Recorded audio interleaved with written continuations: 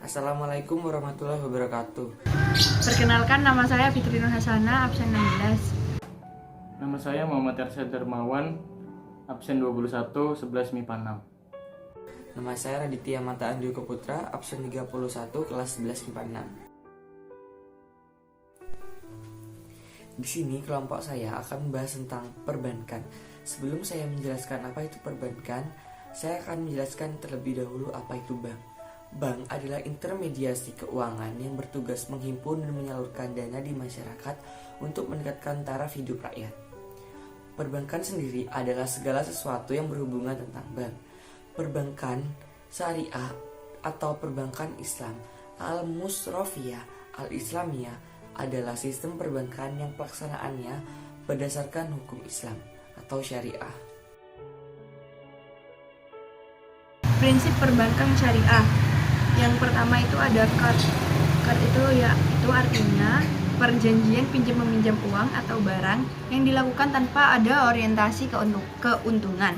Yang kedua ada musyarakah. Musyarakah itu adalah akad kerjasama antara dua orang atau lebih yang mendirikan usaha secara bersama-sama. Terus yang ketiga ada wadiyah. Wadiyah itu adalah jasa penitipan dana di mana penitip dapat mengambil dana tersebut sewaktu-waktu. Yang keempat adalah murabadah. Murabadah berarti akad jual beli yang melibatkan bank dengan nasabah yang disepakati kedua pihak. Manfaat penggunaan perbankan syariah. Yang pertama itu terhindar dari riba. Yang kedua, keuntungannya diberikan berdasarkan bagi hasil. Yang ketiga, melakukan muamalah berdasarkan syariat Islam. Yang keempat, dijamin oleh lembaga pinjaman simpanan atau LPS. Sesuai dengan Quran Surat Ali Imran ayat 130 yang berbunyi Bismillahirrahmanirrahim. Ya ayyuhalladzina amanu la ta'kulur riba ad'afan mudha'afatan wattaqullaha la'allakum tuflihun. Artinya, hai orang-orang yang beriman, janganlah kamu memakan riba dengan berlipat ganda dan bertawakallah kamu kepada Allah supaya kamu mendapat keberuntungan. Menurut tafsir dari Al-Mukassar atau Markas Tafsir Riyadh di bawah pengawasan Syekh Dr. Saleh bin Abdullah bin Humaid Imam Masjidil Haram yang berisi, wahai orang-orang yang beriman kepada Allah dan Rasul-Nya serta melaksanakan syariatnya, jauhilah riba dengan segala jenisnya, dan janganlah kalian mengambil tambahan dalam peminjaman kalian melebihi jumlah modal harta kalian, meskipun sedikit, apalagi bila tambahan itu berjumlah banyak, menjadi berlipat ganda tiap kali jatuhnya tempo pembayaran hutang. Dan bertawakallah kepada Allah dengan komitmen dengan ajaran syariatnya supaya kalian mendapat keberuntungan di dunia dan akhirat. Asuransi syariah. Asuransi syariah adalah usaha saling melindungi dan tolong-menolong di antara sejumlah orang atau pihak melalui investasi dalam bentuk aset atau tabaru yang melibatkan pola pengembalian untuk menghadapi risiko tertentu menggunakan akad yang sesuai dengan syariah. Asuransi syariah. Yang pertama, pengawas AS. Pengawas AS adalah kegiatan operasional perusahaan atau unit syariah diawasi oleh otoritas jasa keuangan dan dewan. Yang kedua, ada dasar hukum. Ada 3 dasar hukum tentang asuransi syariah.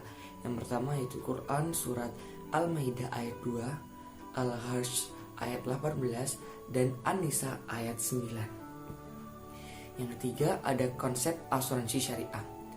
Konsep produk ini adalah berbagai risiko di mana iuran tabaru dari setiap peserta akan dikumpulkan ke dalam kumpulan dana tabaru yang akan dilakukan untuk tolong-menolong antar peserta yang mengalami musibah.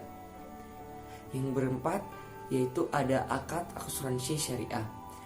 Nah, akad dalam asuransi syariah ini ada 2, yaitu yang pertama ada akad tabaru dan akad tijarah.